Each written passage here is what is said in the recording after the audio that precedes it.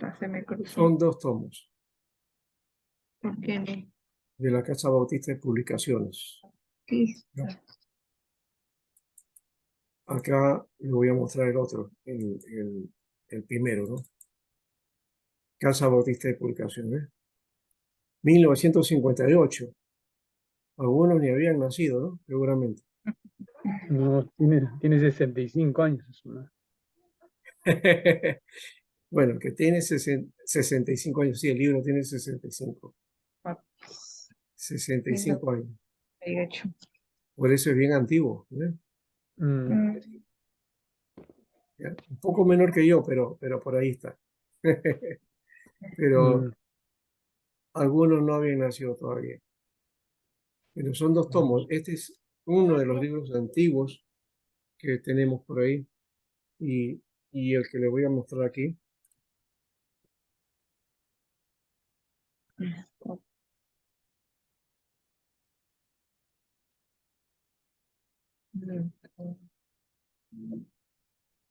Me parece que no lo tengo como documento. Es Historia de la Iglesia Cristiana, así se llama. Vamos a prender el foquito. Ya, acá está, ¿ves? No sé si se puede ver. Ah, ahí está. ¿Lo ven?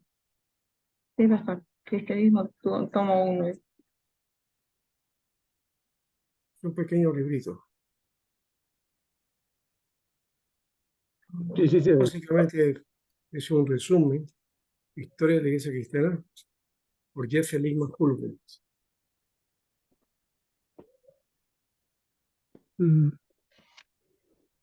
¿Quién es el autor, pastor? Disculpe.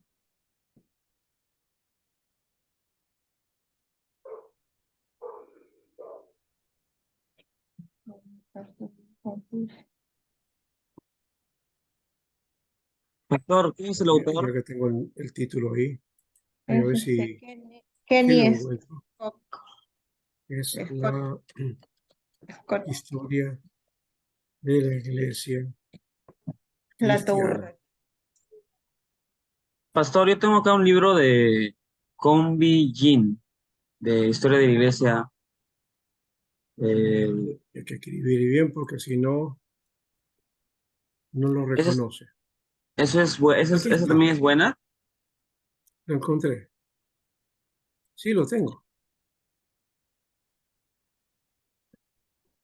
En otra edición, lo tengo en otra edición. Sí, este es. Te la voy a mostrar.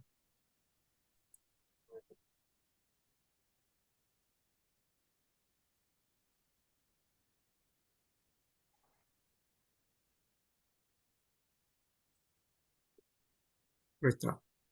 En Editorial Vida, lo sacó Jesse Lingman Hulbert. Historia de la Iglesia Cristiana. Aquí está. Es un libro pequeño.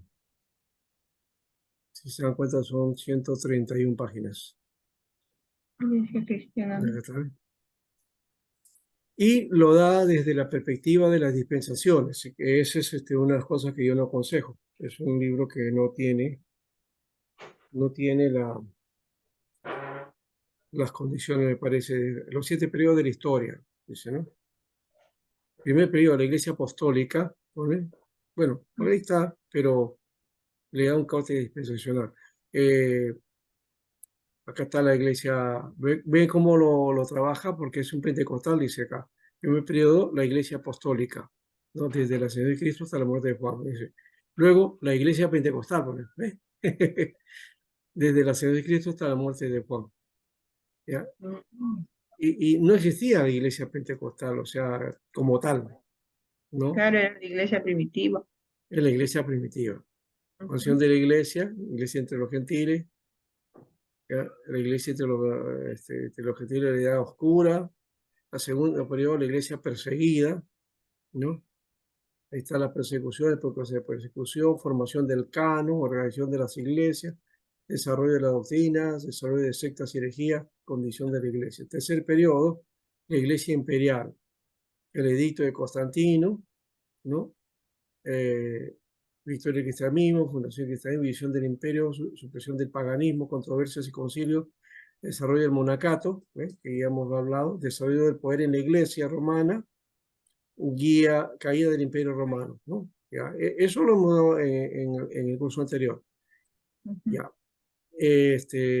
Líderes el periodo de la iglesia medieval, ese es el curso que estamos viendo ahorita, ¿ves? Desde ahí sería. Claro, entonces iglesia medieval, desde la caída de Roma hasta la caída de Constantinopla. Proceso del Ujú. poder papal, que eso es, lo hemos tenido ahí todavía, creo que hicimos un trabajo por ahí, pero Ujú. tenemos que afianzar ese asunto. Hoy día lo vamos a terminar eso. Surgimiento del poder musulmán, también lo Está el hemos poder tratado, islámico. ¿no?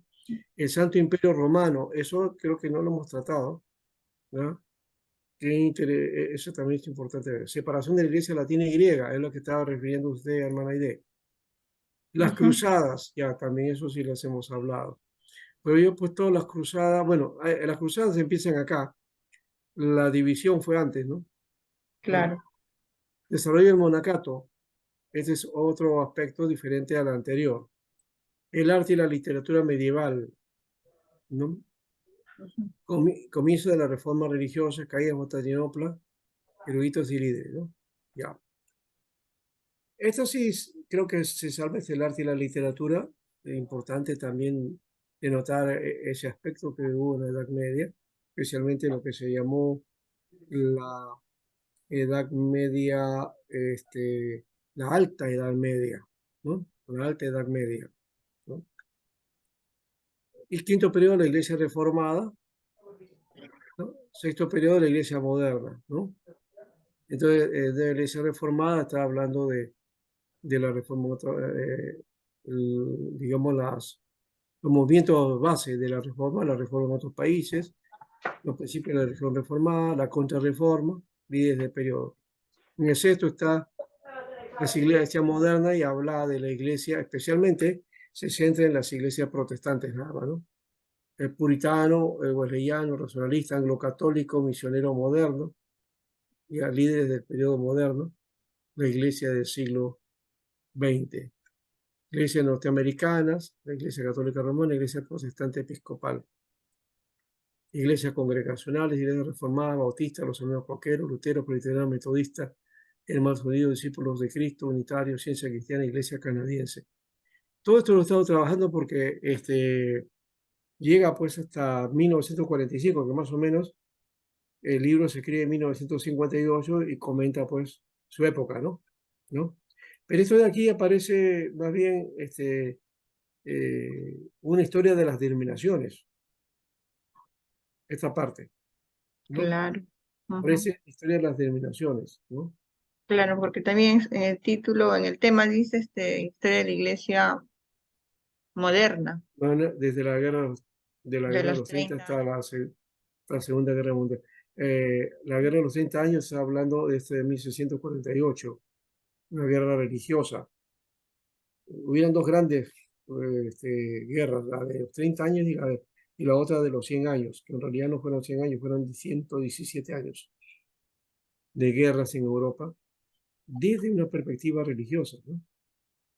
¿Ya? Pero bueno, acá está todo este aspecto que ya nos abarca, pero Sería bueno, pastor, que nos dé un poquito de ayudadita, por ejemplo, en el tema de los hermanos, el tema de los puritanos, ya, sí, pero eso es movimiento para puritano. la época moderna. O sea, Mm, cuando les va a llegar a ustedes, ustedes van más en el adelante. siguiente curso de historia, que con eso se termina historia de la iglesia, es historia de la iglesia reformada y moderna. Mm. Ahí se va a hablar acerca de eso, ¿ya? Entonces, no nos corresponde hablar, entonces solamente agarramos todo Ahorita el no, tema ahorita no. de Pastor, historia de la pastor, iglesia medieval, donde Sí, incluye el tema del papado, ¿no? Y sí, lo solamente la del de de los papado, sí. inicios, del medio, ¿no? El medio de la historia. medieval. Sí, acá hemos estado, iglesia medieval, aquí Ahí, estamos ahí, nosotros. Este es Solamente al nuestro medio enfoque, estamos de todo. ahí. Pastor, este es nuestro pastor, enfoque. Sí, buenas noches. Buenas Pastor, noches. una consulta. Después de la historia de la iglesia medieval, ya después pasa la segunda etapa, la historia de la iglesia reformada, ¿no, Pastor? De acuerdo al, Contemporáneo. A ver, ¿cómo dijo? ¿no? O sea, ahorita estamos estudiando la historia de la iglesia medieval, ¿no es cierto? Sí, sí, así es. Posteriormente, la segunda etapa es, ¿no? Claro, es otro año, Es se la va a estudiar tercera. La tercera la etapa tercera, se va a estudiar viene la reforma, ¿no, Pastor? La es iglesia. la reforma, sí. Y posteriormente ya las nuevas iglesias. Pastor, una consulta, justo de acuerdo a lo que usted está mencionando, eh, nosotros la iglesia presbiteriana actual, ¿de qué corte somos, Pastor? ¿También pentecostal? No, no, eso viene de ¿Cuál? acá, pues, acá. Eso se va a hablar cuando lleguemos a la Sí, sí, reforma, a sí. la iglesia de la reforma. Aquí es donde empieza todo, ¿no? O de cuál es el origen, dentro del movimiento Ah, reformado, ¿ya? porque, Y ahí viene. porque usted en cierta oportunidad nos estaba mencionando que la iglesia presbiteriana actual, que nosotros somos parte, es de corte coreano pentecostal o algo así, de un Sí, alcance. así es, así es. La iglesia presbiteriana de la IP Cristo P. Sí, Aquí quiero que hay que aclarar un detalle, ¿ya? Y también aclarar con los hermanos presbiterianos, ¿no? Porque los presbiterianos, bueno, miran con reojo a la iglesia de la IP Cristo P, pero la secta la incluyen como presbiteriana. Y los hermanos de la IP Cristo P, muchas veces, eh, muchos de ellos que han estado en la iglesia presbiteriana, entonces tienen ese enfoque de iglesia, ¿ya? Desde la perspectiva presbiteriana nacional, ¿ya? Pero hay que definir bien porque la iglesia presbiteriana de Jesucristo en el Perú no tiene el enfoque de la iglesia presbiteriana nacional, ¿ya? Eh, en el fondo, tiene las bases fundamentales de la iglesia presbiteriana, tiene teología reformada, ¿no? Profesa la teología calvinista, tiene todos los conceptos, eh, Cinco solas. no, las olas no, aparte de las olas. Es 5C. No, los eso es 5C. 5C, es propiamente la hipercristope. Pero estaba hablando de los 5 puntos calvinistas. Mm, Del ¿Ya? tulip. Ya, exacto, el TULIC. Esos 5 puntos calvinistas son parte también de todas las iglesias presbiterianas. Todas. Sí. Ujú. ¿Ya? Entonces, la única diferencia que tiene la hipercristope es que no es una iglesia cesacionista. No propone el cesacionismo, ¿no? La mayoría de iglesias presbiterianas sí son cesacionistas. ¿Qué quiere decir? Que ellos creen que ya cesaron los dones, que los dones fueron para el primer siglo nada más, ¿ya? La IPX P es una iglesia que tiene corte de, digamos así, es continuista. Continuista en el sentido de que cree que los dones están activos hoy día, están en acción, ¿no? Entonces cree que los dones funcionan para hoy. Sanidad, milagros, señales, sueños, profecías, todo eso, la iglesia, eh, este, digamos, sí cree que eso es para hoy día también. ¿Ya? Ahora, que de eso ya en la práctica o en el culto, cómo lo manifiesta, eso ya es otra historia, ¿no? La pentecostal es mucho más abierta más, y hasta extrema para manejar estos aspectos de los dones. el tema de los dones. En la IP Cristo P es un poco más reservada, ¿no? Mucho más cuidadosa, nada más. Es la Sí, sí, diferencia. después de eso, el toque dice que es herejía. Sí, y hay que Sí, tener en cuenta ese tener aspecto, cuidado. ¿ya? Pero Sí, no es una iglesia propiamente, desde esa perspectiva, no tiene todo el 100% de presbiteriana Pero, aspecto, pastor, porque mi las pregunta, presbiterianas son cesacionistas, la mayoría. Ahora, el cesacionismo, de paso, no necesariamente es una tendencia presbiteriana, por ese caso. Eso también los bautistas, también son, hay iglesias bautistas que son cesacionistas, ¿ya? Y no sé si hay otras denominaciones también que son cesacionistas, ¿no? Que entonces creen que ya hoy día no hay milagros, no hay sanidades, no hay señales, nada de esas cosas, ¿no? En eso tenemos, digamos, una clara situación. O sea, diríamos que hay iglesias que son cesacionistas, sean presbiterianas o no, ¿no? Bautistas o no, y hay otras que son iglesias que creen que los dones todavía están activos. A esto le podemos llamar continuistas, ¿no? Y hay otras que son medio continuistas o medio cesacionistas, como se están en el medio. Quiere decir que creen en los dones, pero con limitaciones, o sea, no con extremos, ¿no? ¿Ya? Porque algunos continuistas pues son extremos, ¿no? Y bueno, hay iglesias pentecostales que son muy extremas también, ¿no? Y dejan la palabra de Dios y todo es profecía, todo es sueño, todo es visiones, ¿no? ¿Ya? Todas son manifestaciones y hay que tener cuidado con eso también, ¿no? Bueno, ya dejamos esto. Depende de cómo está, a ver, si el archivo, Pastor, yo sí lo puedo compartir, se lo voy a entregar. sí, El eso archivo, quería preguntarle, pues, ¿me podía sí, compartir el archivo? si el archivo no tiene mucha capacidad, entonces se lo voy a dar.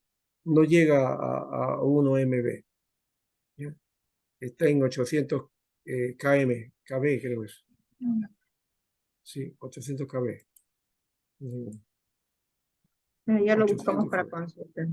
Entonces todavía se puede dar, ¿ya? Sí, Los pastor. otros sí, los de nuestro amigo, ¿cómo se llamaba? El historia que tenemos de Holborn, de Latouré, a ver cómo está. Acá tengo de Verus. Acá está. Kenneth Koch, a ver. Esto sí tiene, uno tiene 10 MB y el otro tiene 12, casi 13 MB. Todavía aguanta, ¿no? Sí se puede compartir. Sí se puede compartir. Muy bien. Bueno, el cuadrito que les he presentado nos ha ayudado en parte, ¿no? A encuadrarnos mejor en la historia, ¿sí? Sí, Por pastor. lo menos el librito nos ha ayudado en parte bastante, Ha ¿no? ayudado bastante ese cuadro. Bastante. Ya, Sí, espero que ese cuadro lo hayan copiado, lo hayan pegado por ahí. sí, Le han puesto fotos, no sé. aquí Eh, está. ya, Lo ya. tengo como mapa ahí, a decirlo. Muy bien, entonces ¿Lo ahora puede sí, compartir, por favor? Yo no lo he copiado. ya, lo voy a copiar de nuevo. ¿Le tomo foto? Y para que tomen foto. Allá. Ojalá ¿Dónde que lo mandó, pastor? Espérense un ratito, espérense. En la primera clase creo que estamos, de que de este curso de historia de la iglesia medieval. Al inicio el pastor empezó con eso. Sí, yo empecé así, pues, con eso, y pero algunos, creo que no lo copiaron. Pero esto es lo que estoy presentando desde el libro, ¿no? Yo hice también, hay un cuadro que tengo de esto, ¿ya? Y Y ahí que habla justo del está, pastor, periodo. mira, del 476 a 1453. Sí, ahí Lo está. mismo que Copien eso. usted dijo en clase, sí. Sí, lo mismo que hice en clases, ¿no? Ahí está separado. Pero yo estoy hablando de todo el cuadro que Sí, menciona esto. Esta es la parte que nos corresponde a nosotros, ¿no? ¿Ya? Y nos da más ordenadito, si se dan cuenta, ¿no? hasta eruditos y líderes, ¿Ya? ¿no? Más o menos como era. El proceso de poder papá lo pone al comienzo, ¿ya? Podemos ponerlo al comienzo, pero también hay que ver que no es el comienzo nomás, ¿no? Sino que todo ese periodo va a ser el poder papal. Por eso es que podemos hablar todavía del poder, ¿Quién me ayuda ¿no? con esto? ¿No? Podemos hablar todavía del No papado, puedo mover acá. porque Río. su influencia fue hasta el final de esa etapa, ¿ya? Y siguió adelante todavía, porque cuando llega la reforma fue en 1517, ¿ya? Todavía seguía el papado, pero ya estaba desgastado, ¿no? O sea, a fines de la Edad Media, el papado ya había estado, había bajado su poderío, ¿no? Pero sí tuvo un poder fuerte, diríamos así, entre siglo 7, 8, 9, 12, más o menos por ahí. Fue un poder bastante fuerte, bastante grande, ¿no? Que inclusive aquí no hay, así está, el Santo Imperio Romano, por ejemplo, que fue del siglo 8, 9 por ahí, ¿ya? Que fue el proyecto de lanzar nuevamente el Imperio Romano, pero erigir a la Iglesia de Roma como centro de todo, ¿no? Como centro del universo de esa época, ¿ya? Eso se conoció como el Sacro Imperio Romano o el Imperio Germano, ¿no? Llamado también Imperio Carolingio. Vamos a mirarlo por acá. Bueno, al final creo que vamos a dar gracias al Señor, ¿no? Otra vez Porque el quiere que pregunta. nos quedaba eso, ¿no? Padre bendito, gracias por este tiempo y hemos iniciado ya, pero queremos también ser guiados por ti en el resto del estudio. Nos ponemos en tus manos, Señor, en el nombre de Jesús. Amén. Aquí está esa parte del Santo Imperio Romano. Lo otro vamos a hablar después del papado para trabajar eso hasta la próxima semana y las exposiciones también. ¿Ve? Desde el siglo IX hasta el siglo XI, dice, hubo una organización política, ¿no? En Europa que demostró poseer distintas características de las otras generaciones anteriores. El nombre oficial de esta organización era el Santo Imperio Romano, ¿no? O también llamado el Sacro Imperio Romano, ¿no? Que se le que en forma común se le conoce como el Imperio Germano, ¿no? De acuerdo a esta separata, no es exactamente correcta llamarlo Imperio Romano, Germano, ¿no? Ahora, hasta su aparición en Europa, situada al oeste del mar Adriático, estaba en desorden. Europa no estaba en desorden, gobernada por tribus guerreras en lugar de gobernantes por los estados, ¿no? Y en medio de esa confusión, entonces el antiguo concepto romano de unidad y de orden aparece, ¿no? Y la aspiración era llegar a ocupar el lugar de aquel imperio que había caído, ¿no? Y volver a esa tradición del imperio romano, ¿no? O sea, quedó eso como un espejo, digamos, como un recuerdo de alguna manera y una añoranza de volver a eso, ¿no? Con todos los efectos que tenía Roma, por supuesto, ¿no? Quizás no sea en pequeño, pero hay añoranzas en algunos. Esto ha pasado también en la historia de Perú, ¿no? En la última parte del siglo VIII se levantó uno de los hombres más grandes de todos los tiempos, ¿no? Que se llamó Carlos el Grande, ¿no? Nieto de un famoso emperador que se llamó Carlos Martel, ¿no? Carlos Martel fue su abuelo, ¿no? Y este Carlos el Grande se conocía como Carlo Magno, justamente, ¿no? Magno significa grande, ¿no? Así que es Carlo Magno, ¿no? Así lo conocieron, ¿no? Los hermanos, o sea, los que diríamos pues, van al futuro y van a ser los alemanes, lo conocieron como Carlos el Grande y los franceses como Carlomagno. Y su imperio se le conoció como el Imperio Carolingio. El Imperio Carolingio, ¿ya? Lo interesante de este imperio, o de este resurgimiento del Imperio Romano, que era básicamente un imperio así de origen francés, más o menos por ahí era. Duró más allá de Carlomagno.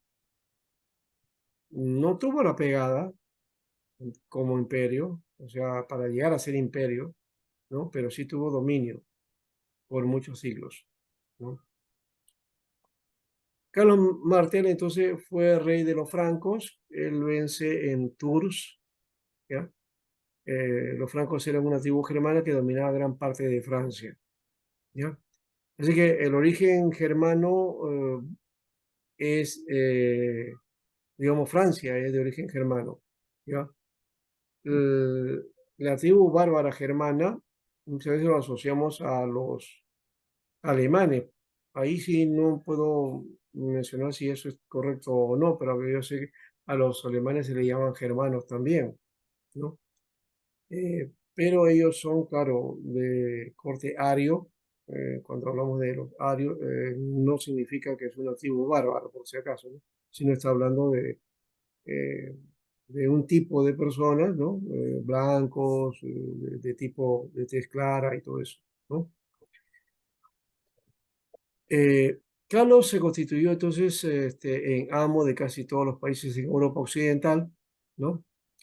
Tenía el norte de España, Francia, Alemania, los Países Bajos, Austria e Italia, ¿ya? Por eso le comenzó a llamar un imperio, ¿no? Al visitar Roma el día de Navidad del año 800, fue coronado rey por el Papa León III, ¿no? Y el Papa León III lo llamó Carlos Augusto. Se estaban preparando la idea de un imperio romano, si se dan cuenta, ¿no? El revivir del imperio romano, ¿no? El imperio romano revivido, redivido. Eso hay, como digo, hasta en movimientos, hay la idea de volver, de eso que era lo maravilloso que fuimos en el pasado, pues otra vez que pueda resurgir. Creo que en la historia poco se ha dado resurgimiento así de naciones o de imperios o de movimientos religiosos. Muy difícil. Ahora, como emperador de la Roma Nueva, entonces él fue considerado sucesor de Augusto. Por eso que el Papa le llamó César Augusto. Y de paso, Augusto era un título, no nombre como ahora. Es un título. Para los emperadores era un título. Augusto, ¿no? Constantino y los antiguos emperadores romanos, ¿no? O sea, sucesor de ahí, ¿no? Desde con Constantino y todos los emperadores. Esa es la línea que querían preservar. Es decir, reconocer a esta nueva influencia en Europa como la Roma que estaba reviviendo de los escombros, ¿no?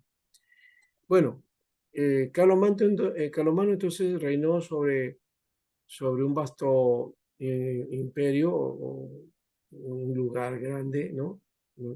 Y lo hizo con poder y con sabiduría. Fue un conquistador, reformador, legislador, protector de la educación y de la iglesia. Se pegó mucho a la iglesia. En teoría, este imperio duró 1000 años, pero en realidad no fueron 1000 años, ¿no? Fue un corto tiempo, ¿ya? Su autoridad sobre Europa fue real, pero corto tiempo. Y por otro lado, la debilidad y la incapacidad de los descendientes de Carlomagno para afirmar aquello que Carlomagno había hecho, ¿ya? Llevó a conflictos de intereses nacionales, ¿no? ¿Ya? Que hicieron que la autoridad del Santo Imperio Romano o Germano fuese limitada solamente al oeste del Rin. O sea, el Rin es el río Rin, por si acaso, ¿no? ¿ya? No vayan a estar pensando ustedes un ring de box, ¿no? Es el río Rin, así se llamaba, ¿no? Entonces, todo lo que estaba al oeste del río Rin, ¿no? Hasta ahí estaba limitado su poder. Aún en Alemania los estados menores llegaron a ser prácticamente independientes. Están en pleitos, en guerra unos a otros, ¿no? Y de alguna manera solamente Carlomagno dominaba nominalmente, ¿no? Y era el emperador, pero ya estos estados eran autónomos, independientes, ¿no? Ahora, Carlomagno era reconocido como jefe titular del cristianismo europeo, y en Francia, Inglaterra y los estados escandinavos, ¿no? Era honrado, pero no obedecido, ¿no? Escandinavia está al norte de Europa, También lo que ha respondido. está ahí los Países Bajos, Finlandia, Noruega, ¿no? Dinamarca, ¿no? Todo eso, esa parte es la parte escandinavia, ¿no?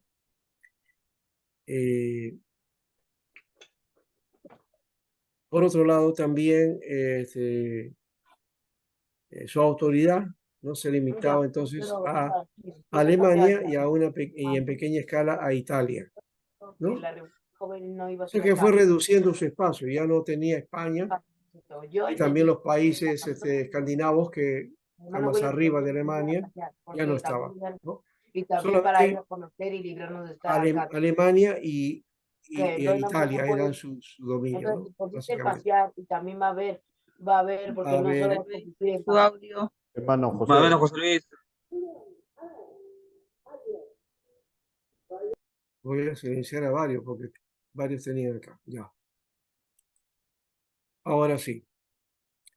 Decíamos entonces que la autoridad de Carlomagno, ¿no? Se limitaba a Alemania y en pequeña escala a Italia, ¿no? Es decir, el reino que se llamaba Imperio Germano, ¿no? Solamente tenía esos espacios, ¿no? ¿Ya? Y en esa relación, posiblemente esa sea la relación de llamarle germanos a los alemanes, y el gentilicio del alemán es germano también, aunque el gentilicio es alemán, ¿no? Pero también se le llama germanos, ¿ya? Pero hemos dicho que los germanos eran un nativo de los francos, ¿no? Un nativo de los francos, que está por aquí más por acá esta vez, ¿no? Y de ahí viene pues también la influencia que van a tener en el territorio que se va a conocer como Francia después, ¿no? Pastor, Sí, los países que usted está mencionando, ¿no? Como Francia, Italia, Países Bajos y así otros países más europeos, ¿todos ellos son descendientes de los germanos? no. El, digamos, Carlomagno era descendiente de esa tribu, o por lo menos tenía ligado eh, el imperio hacia esas tribus, ¿no? ¿No? Recuerden que Carlos Martel era rey de los francos, ¿ya? Y esa tribu era una tribu germana, ¿ya? De ahí sale el abuelo de Carlomagno, entonces es de origen franco, ¿ya? Que no es lo mismo decir Francia, por si acaso, que sí, las tribus de los francos sí influenciaron en Francia después, y creo que debido a eso es que tiene el nombre, ¿no? De Francia, ¿ya? Pero antes se llamaba la Galia, ¿no? Galia. Sí, por eso también eh, eh, también le llaman algo así a ellos, ¿no? Los galos, ¿no? Los Galos. galos, Sí, así le llaman a los Pastor, franceses. entonces Carlos Magno era de la tribu franco, ¿no, pastor? Que ahora es Francia. Ya, Francia es una cosa, las tribus franco, la tribu de los francos era otra cosa. Que ellos han invadido lo que ahora se llama Francia, ¿no? Ya, todo lo que era la Galia antigua, es otra cosa, ¿ya? Hay que diferenciar. Lo que pasa es que como el nombre Franco y Francia son muy cercanos, me parece lo mismo, ¿no? Pero más bien los francos eran una tribu germana, ¿no? Y los germanos son los que, sí, cierto, que estuvieron parte en Francia, digamos, dicho por la influencia que tuvieron estos francos, pero también se abocaron a trabajar mucho en Alemania, ¿no? Por eso que a los alemanes le llaman germanos, ¿ya? Entonces hay que tener ese, ¿ya? Eh, muy bien, entonces, ¿ve? Carlos Martel dice acá, rey de los francos, que era una tribu germana que dominaba una gran parte de Francia. ¿Ve? Bien, en todo caso, podemos buscar, si alguien quiere hacerlo ahorita, ¿no? Buscar ahí la tribu de los francos y en Google y ahí puede encontrar eso. ¿Ve? ¿Ve? Los francos de latín Franci o gens Francorum, una comunidad de pueblos procedentes de Baja Renania y de los territorios situados al este del río Rin, o la Westfalia, que al igual que muchas otras tribus germánicas occidentales entró a formar parte del Imperio Romano en su última etapa de federativa, ¿no? Entonces, pueblos relacionados, dice, el idioma fráncico, sajones, frisones, alemanes. ¿Ya? Dice que inicialmente era parte oriental del curso alpino y medio de Rin, posteriormente el reino de los francos. Y luego acá en esta historia dice Franco, Enciclopedia del Mundo, ahí está. Desde los francos eran pueblo germánico originario del Bajo Rin, se trasladaron a la Galia durante la era de la migración, ¿ves lo que estoy diciendo? Galia era Francia, o lo que va a ser, o se conoce con Francia, como Francia, donde establecieron los reinos más grandes y poderosos de Europa tras la caída del Imperio Romano de Occidente. Su influencia alcanzó su punto álgido con Carlomagno, que ayudó a definir Europa en la Edad Media y posteriormente Carlomagno, que era de ese origen, de los francos, él dominó, pues, ¿no? Y los francos dominaron en ese tiempo, ¿no? Europa. Ahora dice, la conquista romana de la Galia, completada por Julio César en el año 1 a.C., fijó el Rin como límite del mundo romano. El río, por tanto, se convirtió en la barrera política entre la civilización, es decir, entre Roma y los bárbaros alemanes que vivían más allá. En la mente romana, sobre estos alemanes recaía el estereotipo de ser altos, rubios, sucios y propensos a la violencia. Durante siglos, las legiones romanas de la frontera renana mantuvieron a raya a los germanos. Y lo voy a compartir para que vean qué es aquí. Ya. Hasta que el desmoronamiento gradual de la autoridad romana durante periodos como la crisis del siglo III permitió a ciertos pueblos germánicos hacer incursiones en tierras romanas. Uno de estos grupos germanos eran los francos. O sea, los germanos, que era una tribu, de ahí se derivó una tribu llamada los francos. ¿Ve? Entraron por primera vez en los anales de la historia en el siglo III. Los primeros francos no eran un pueblo unificado, sino una confederación de tribus individuales que vivían a lo largo del Bajo Rin, cada una con una identidad propia. Algunos eruditos modernos creen que es más acertado calificarlo de enjambre tribal que de confederación, ya que solo parecían unirse en campañas ofensivas o defensivas. Sin embargo, cuando uno unía sus fuerzas, estas tribus, cuando ellos unían sus fuerzas, ya, se conocían como francos, una palabra que significa feroces o valientes. ¿Ya? Más adelante adoptarían el significado de libres, ¿ya? Y que se convirtió en definición más favorecida para los propios francos, ¿no?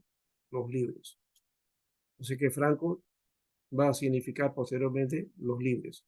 Algunos de las tribus germánicas asociadas a los francos eran los chamaví, los chatuarí, los bruterí, los alios, los ripuarios y otros más.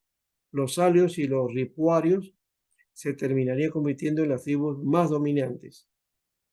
Existen varios relatos sobre los orígenes de los francos. El historiador del siglo VI, Gregorio de Tours, afirma que se originaron en Panonia y emigraron a Renania antes de establecerse en Turingia y Bélgica. Las crónicas de Fredegar y el Liber Historia Francorum de autor anónimo relata, tiene relatos o nos da relatos legendarios que vinculan los orígenes francos a la guerra de Troya. Bueno, eso puede ser una exageración. Esos son mitos. El rey Priamo condujo a 12.000 refugiados troyanos a Panonia, donde fundaron la ciudad de Sicambria. Algunos permanecieron allí, mientras que en otros siguieron a un líder llamado Francio Asterrín, donde se les conoció como francos. La conexión con Troya fue probablemente un intento de los francos de dotarse de un linaje en pie de igual con el de los romanos, que también afirmaban descender de los troyanos. Aunque esta historia es mítica, ¿no? No es cierta. Algunos eruditos modernos, como Jan Buch, afirman que hay razones para creer que los francos se embarcaran en una gran migración que se originara en Renania. De todas maneras, eso queda en una leyenda. Los francos se convirtieron al cristianismo durante el reinado de Clodoveo I, 481, 550 y 511 después de Cristo, pero probablemente practicaban una variante de antiguo paganismo germánico. Esta mitología se centraba en múltiples deidades vinculadas al centro de cultos locales, con bosques especialmente consagrados. Gregorio de Tours, escribiendo desde el punto de vista sesgado de un obispo católico, describe su religión primitiva en estos términos. Los francos se fabricaban ídolos con las criaturas de los bosques y de las aguas, con aves y bestias a las que adoraban y a las que ofrecían sacrificio. Recuerden que en Europa hay mucha tradición dentro de estas tribus bárbaras, ¿no? Muchos mitos y leyendas, ¿ya? De donde viene pues esto junto de Odín y otros dioses más, ¿no? Por ahí, ¿no? ¿Ya? Había una antigua serie, una antigua revista, ¿no? De lo que llamamos antes chistes, así le llamamos, ¿no? Que presentaban a unos personajes, ¿no? Que eran de este tiempo, ¿no? De estas tribus bárbaras, ¿no? Bueno,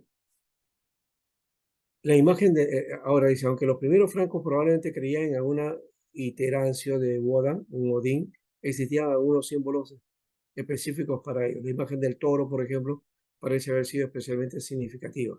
Se dice que una bestia marina con cabeza de toro llamada Quinotauro era el padre del líder franco Merovex, mientras que en la tumba del rey Salio Chilerico I se descubrió una cabeza de toro dorada, ¿no?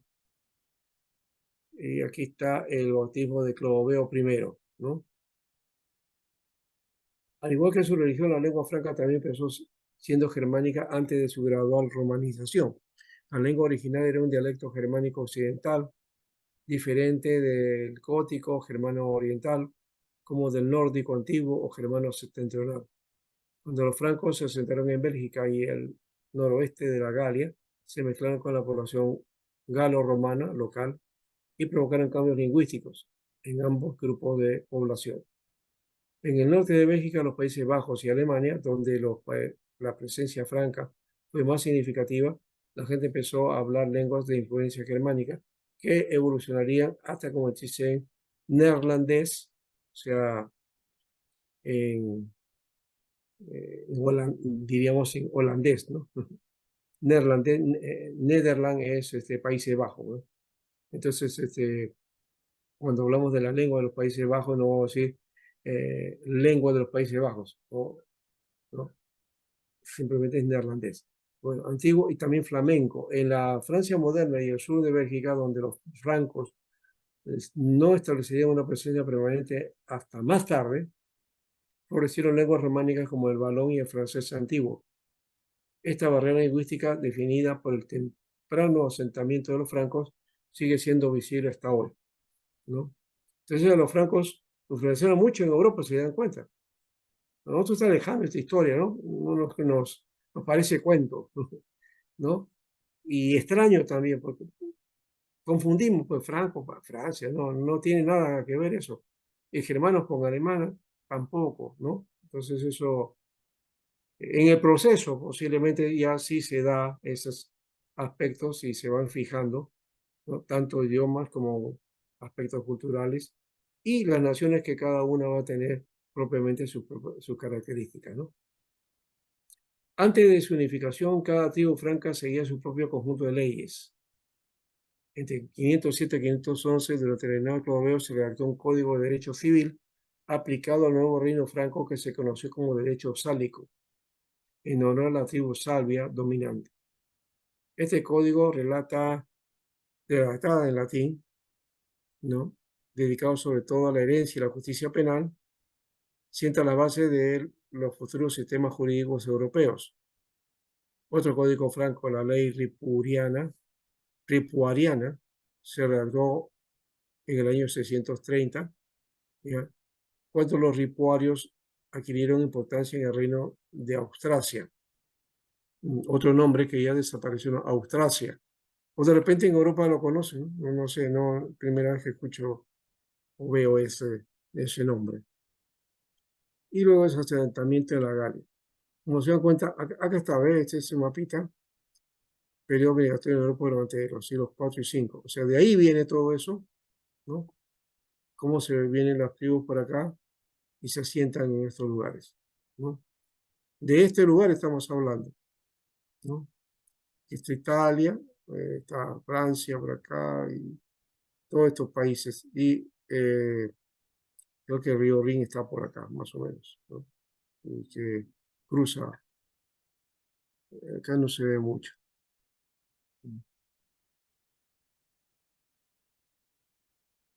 Bueno, ahí está para que conozca un poco la idea de esta tribu que fue muy, que tuvo influencia en toda Europa y que es la que va a liderar de alguna manera la idea de volver a tener al Imperio Romano, ¿no? Es curioso, acá dice una cosa, que hubo un gran número de tribus francas que habían establecido sus hogares en suelo romano y seguían ayudando militarmente a los romanos. En 451, los francos lucharon junto a los romanos contra los hunos en la batalla de los campos ¿cómo sería eso? Catalúnicos. Sin embargo, la muerte del general romano Flavio en 454 marcó la constante desintegración de la autoridad romana en Galia. Eso permitió el ascenso al poder de grupos francos como los salios. Y aquí están los merovingios. Clodoveo comenzó su conquista en la Galia.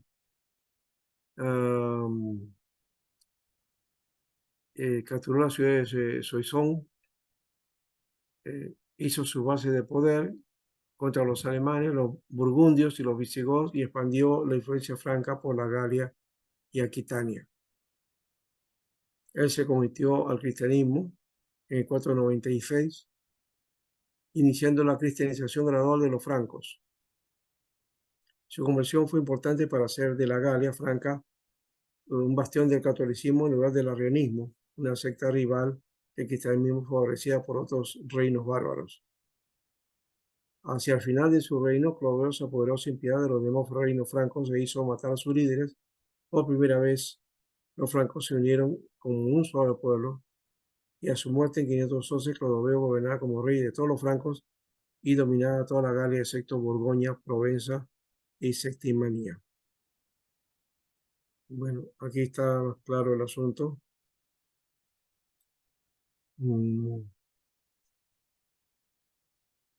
Ya que está lo carolingio, esto está interesante, ¿eh? En 687 el reino de Austrasia derrotó a Neustria y Borgoña en la batalla de Terni y se convirtió en el reino dominante de Francia. Esto aumentó el poder de la familia aristocrática conocida alternativamente como los Pinípinas o los Arnúlfidas, que habían servido continuamente como alcaldes del Palacio de Austrasia desde los días de Dagoberto I. Sin embargo, a pesar de esta nueva influencia sobre la totalidad de Francia, los Pipínidas no pudieron tomar el trono para sí mismos y siguieron gobernando a través de sus títeres merovingios.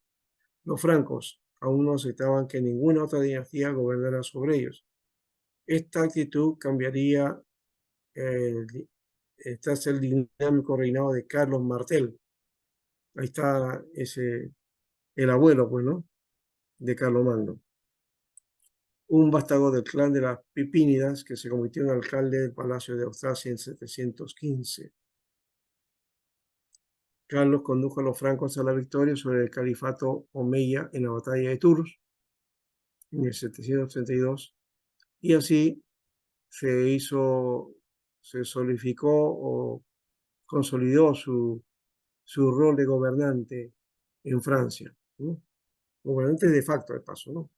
Cuando su rey títere merovingio Teodorico IV murió en el 737, la influencia personal de Carlos había llegado a tal punto que ni siquiera se molestó en instalar un nuevo gobernante, y el trono permaneció vacante hasta la muerte de Carlos en el 741. En el 751, el hijo de Carlos, Pipino el Breve, que reinó de 751 al 768, consiguió el apoyo del Papa Zacarías para derrocar al último rey merovingio. Pipino se hizo con el trono y nació la dinastía carolingia. ¿Ya? Entonces, la dinastía de los carolingios empezó con Pipino el Breve. Él murió en las tierras francas y ahí se dividieron, pues, no, al morir él, entonces las tierras francas se dividieron entre sus hijos, Carlomán I y Carlos, que más adelante se va a llamar Carlomán, ¿no? Los dos hermanos, dice, gobernaron juntos como correyes hasta la muerte de Carlomán, y momento en que Carlomán se convirtió en el único rey de los francos desde su corte de Aquisgrán. Carlomagno gobernó con el apoyo de la aristocracia franca y la iglesia medieval, aunque estaba constantemente en campaña. En el 774 conquistó a los lombardos y asumió el título de rey de francos y lombardos. También luchó contra los vascos de los Pirineos, los sarracenos en España y los ávaros en Hungría.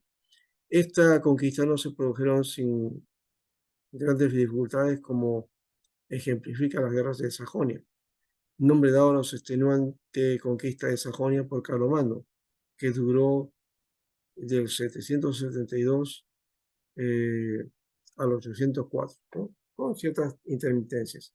A pesar de la larga duración del conflicto, Carlomagno terminó imponiéndose, incorporó Sajonia a su reino y convirtió por la fuerza a los sajones paganos al cristianismo.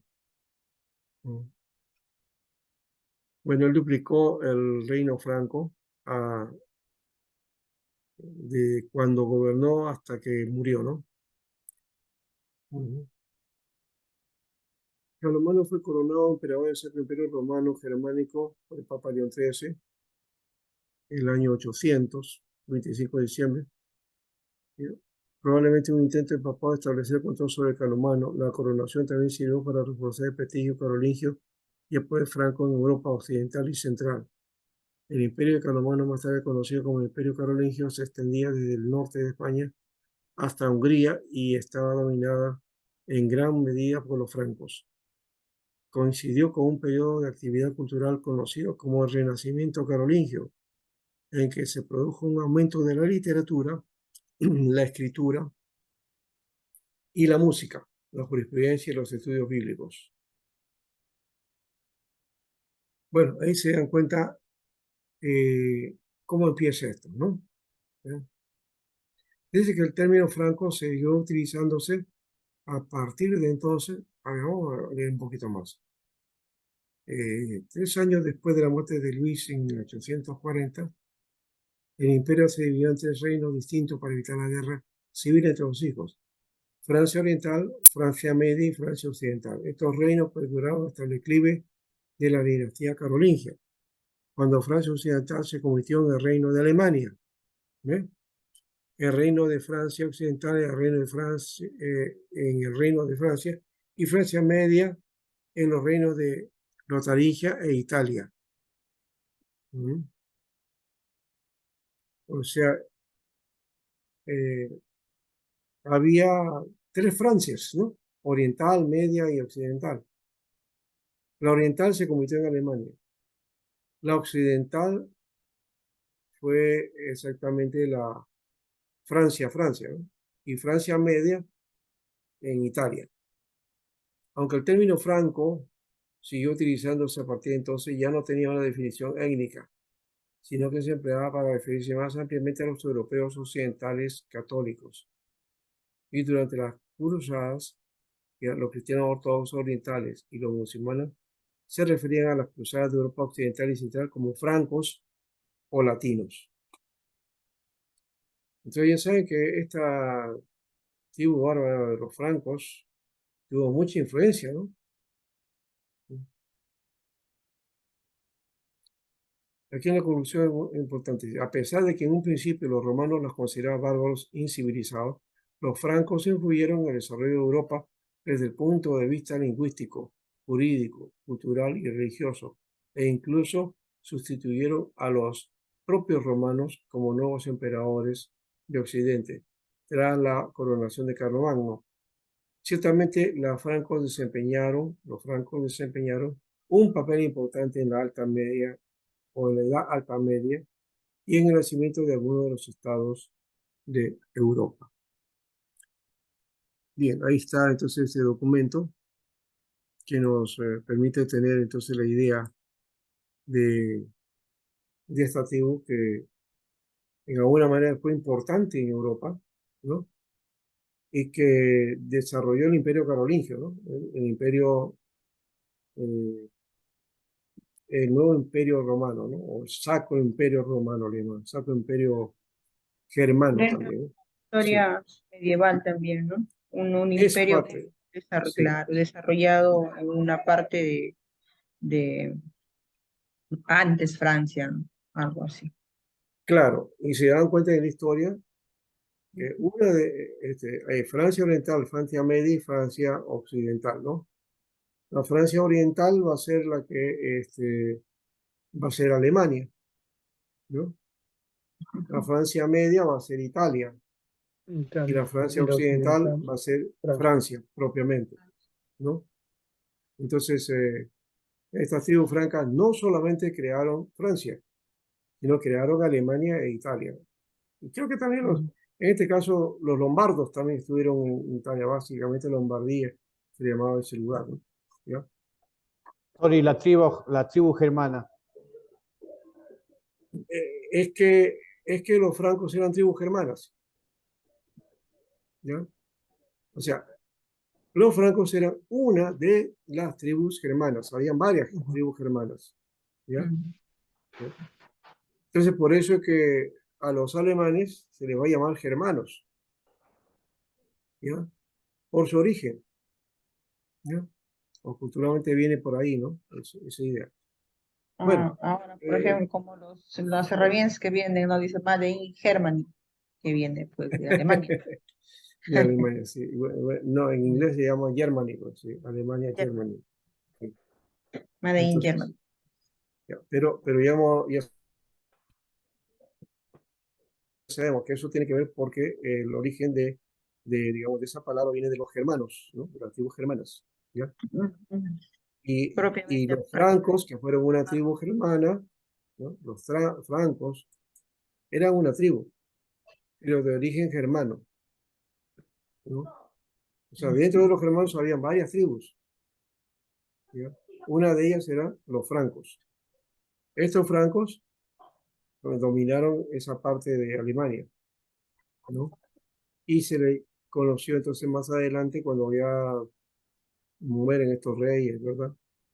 ¿Ya? Y hacen, se Pastor, cuando usted conoce como dice Alemania. dominaban esos lugares, ¿a qué se refiere? ¿Ah? Cuando dice usted la tribu de los francos dominaban esos lugares, ¿a qué nos estamos refiriendo? El hecho de que ellos, pues sí, ellos implantaron su dominio, pues ahí en esos lugares, ¿no? Culturalmente, religiosamente también, ¿ya? Y como testigo de eso es el hecho de que de esas tribus va a salir, bueno, David Martel, que hace estas batallas en Francia, cuando gana la batalla de Tours, él va a dominar Francia. Y de ahí va a venir entonces que el nieto más adelante.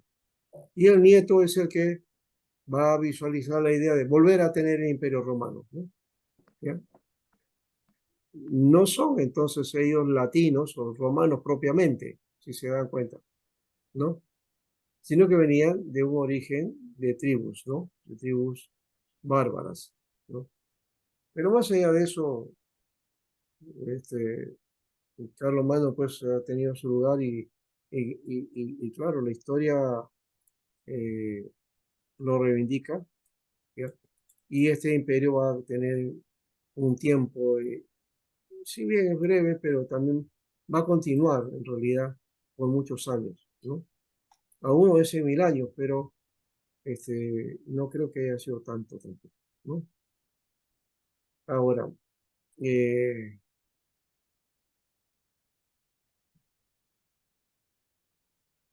claro, el imperio, bueno, dice acá, en teoría duró por 1000 años, ¿no?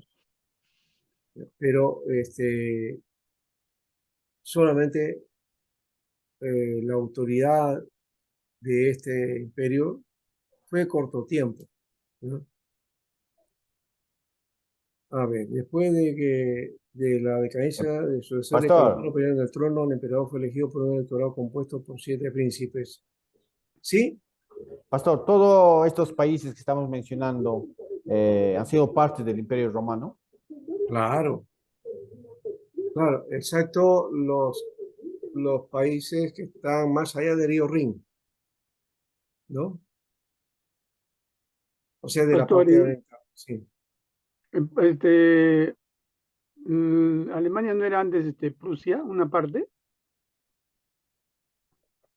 Bueno, esa es otra cosa, esto no, no es la historia aquí, ¿no? Eso ya corresponde a otro momento, ¿ya? Hay que recordar que en Europa, eh, a ver, no es como uno piensa que europeos vienen de una línea, no, no, hay hay mezclas. Recuerden que estaban ahí las tribus bárbaras, hubo muchas mezclas, ¿ya? Entonces, eh, sí hubo un reino llamado Prusia, pero eso fue posterior, ¿ya? Mm, Yo ahí no voy a mencionar mucho acerca de eso, porque si no, no corresponde aquí, ¿ya? Y, de hecho, el Imperio Romano tuvo su influencia, ¿no? Pero hubo ciertos lugares de Europa que no las dominó, pues, ¿no?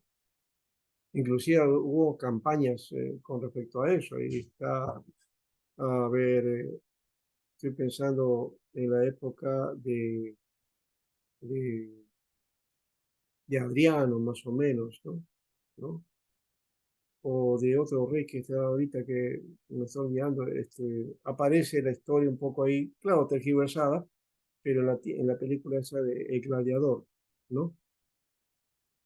Eh, ahí aparece un rey romano, ya, que ya está ancianito, pero que había ganado ya a las tribus germanas, ¿no? Habían invadido todos esos lugares, ¿no?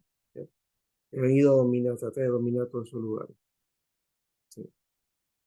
Bueno, seguimos aquí entonces. De los 54 emperadores podemos mencionar solamente unos cuantos de los más grandes después del tiempo de Carlomagno. O sea, fueron 54 emperadores, continuaron, ¿no? Aquí está Enrique I, 919, que restauró el imperio, ¿ya? Su hijo Otto I, ¿ya? Que, a ver, que fue coronado como emperador, no fue coronado hasta el 951, considerado como el verdadero fundador del imperio germano, ¿no? Otto I. Aquí hay un nombre también que a mí siempre me llamó la atención cuando estaba en los estudios de historia universal. Federico Barbarroja, ¿no?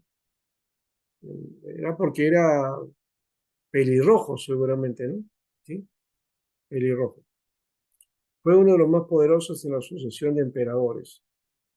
Participó en la Tercera Cruzada, pero se ahogó en Asia Menor y su muerte condujo al fracaso de la expedición. Federico II, nieto de Barbarroja, ha sido llamado la maravilla y enigma de la historia.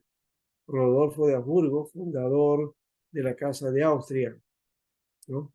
Y ahí viene la línea de los reyes austriacos, ¿no? La Casa de Habsburgo, ¿no? De los Habsburgo, es una línea de nobles, ¿no? Carlos V, emperador al principio de la Reforma, era gobernante hereditario de Austria, España y los Países Bajos.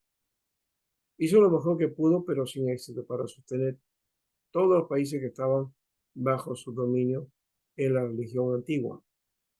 Por muchos siglos durante la historia temprana del imperio hubo fuerte rivalidad y algunas guerras entre los emperadores y los papas. Los emperadores lucharon por gobernar la iglesia y los papas lucharon por dominar el imperio.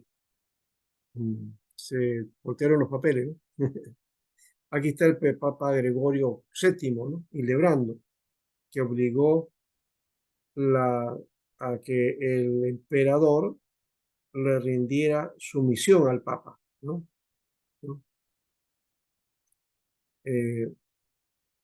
Inocencio III ponía y quitaba emperadores y reyes, pero la lucha fue menos vigorosa y cesó después de la Reforma. Cuando la línea de división entre la Iglesia y el Estado al fin se fijaron, el reino de Austria se hizo más importante y los emperadores ocupaban mucho más sus dominios heredados, ¿no?